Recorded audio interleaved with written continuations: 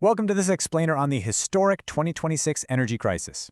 We are diving straight into the data today, exploring exactly why you are feeling such localized pain at the pump right now, and unpacking the massive global shockwaves that are actively causing it. It's an incredibly volatile situation, so let's just get right into the mechanics of what's going on.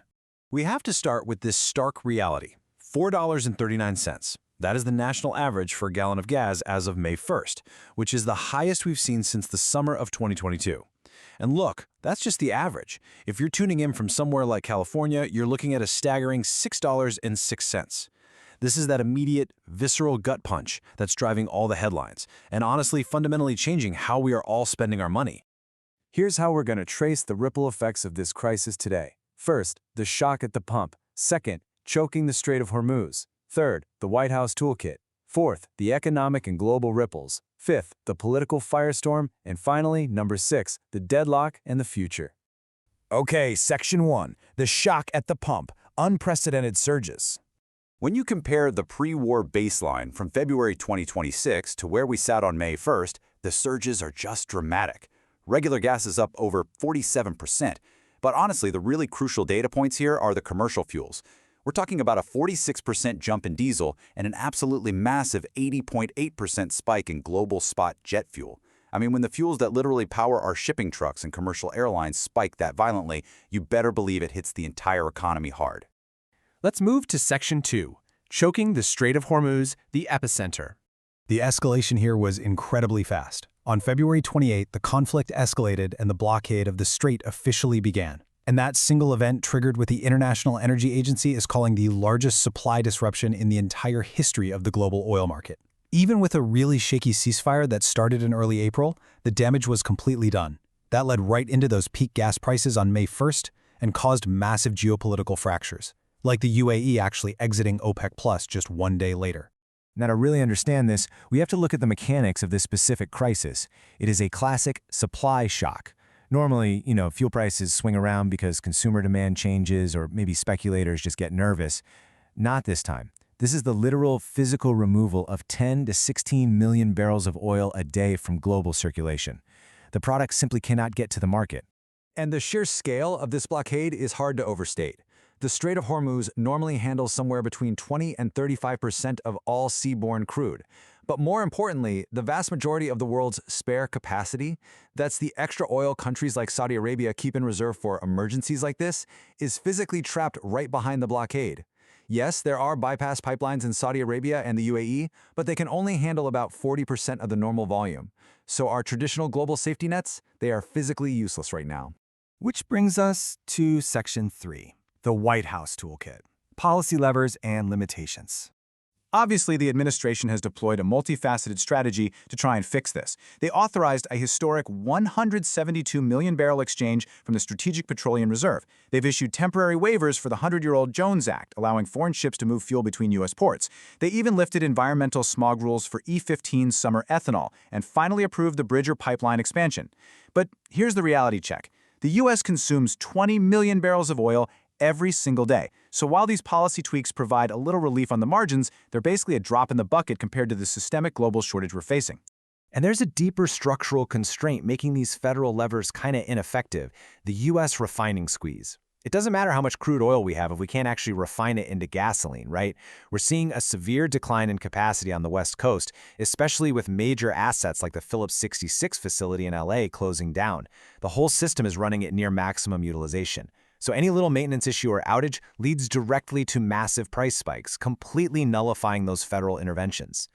All right, Section 4, economic and global ripples, inflation and fragility. Consider this one massive macroeconomic fact. 70 cents of every single dollar of U.S. GDP comes from consumer spending, you and me. And with annual inflation hitting a 3-year peak of 3.3% in April, which is largely driven by these crazy energy prices, consumers are really feeling the pinch. The profound danger here is that if everyday Americans stop spending simply because it costs too much to fill up their cars, we risk a very severe pullback in overall economic activity.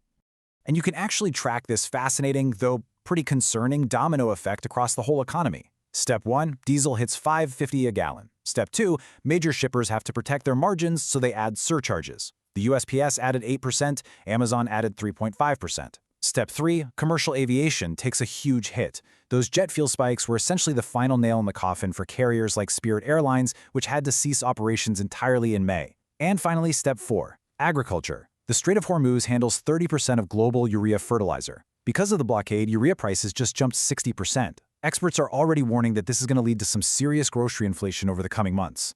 Now, in response to all this fossil fuel volatility, you hear some politicians suggesting we just need a rapid pivot to clean energy. But a quick look at the data shows why that's not going to solve the immediate 2026 crisis. China currently controls over 80% of the global manufacturing capacity for solar components. The clean energy sector relies heavily on that overseas manufacturing, which right now is bogged down by the exact same structural bottlenecks and shipping delays impacting everything else. A transition like that simply cannot happen fast enough to alleviate the prices we're seeing today. Let's look at Section 5, the political firestorm, backlash, and debate. If we impartially look at the legislation being proposed right now, there is a very clear divide in Washington. On one side, you have the Gas Prices Relief Act pushed by Senators Kelly and Blumenthal, which proposes suspending the 18.4-cent federal gas tax to give consumers some immediate relief. On the other side, you're seeing fierce opposition from groups like the American Society of Civil Engineers and Republican lawmakers. They point out that doing this would drain $17 billion from the Highway Trust Fund. Plus, there is absolutely no guarantee that gas retailers would actually pass those savings down to the consumer. So, it's a classic clash, short-term relief versus long-term structural funding. There's also a fierce constitutional debate raging over the War Powers Act. Take this pretty powerful quote from Senator Blumenthal. He's pushing back on the president's recent claim to Congress that hostilities in the Middle East have officially terminated because of that shaky ceasefire. Lawmakers from across the aisle are arguing that no, maintaining a blockade constitutes an ongoing state of war, and they're heavily debating the legality of bypassing congressional authorization. Finally, Section 6, Deadlock and the Future, What Lies Ahead. Right now, any kind of diplomatic breakthrough really hinges on a 14-point Iranian peace proposal that was submitted via Pakistani mediators. And the demands are sweeping. They want an end to the conflict on all fronts, a new framework for the Strait, the withdrawal of U.S. forces, the lifting of all sanctions, and compensation for damages. As you might guess, this plan is facing extreme skepticism in Washington. The administration highly doubts these terms, insisting that any final deal absolutely must address long-standing nuclear concerns and past actions. Because of this diplomatic deadlock, American consumers are basically caught between two extreme trajectories.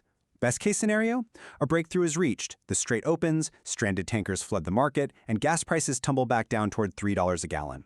The worst case scenario, the conflict escalates, energy infrastructure takes more damage, global oil hits $200 a barrel, and U.S. pump prices surge to an unimaginable $7 a gallon. It leaves us all in this state of persistent, lingering uncertainty. This entire 2026 energy crisis brutally exposes just how incredibly fragile our global energy system actually is. Because even with record domestic oil production, the U.S. economy is still deeply, inevitably tethered to these international maritime choke points. Which forces us to ask, can a domestic economy ever be truly insulated from 21st century petro warfare? It's a huge question, and one we are definitely going to have to keep exploring as the data continues to unfold.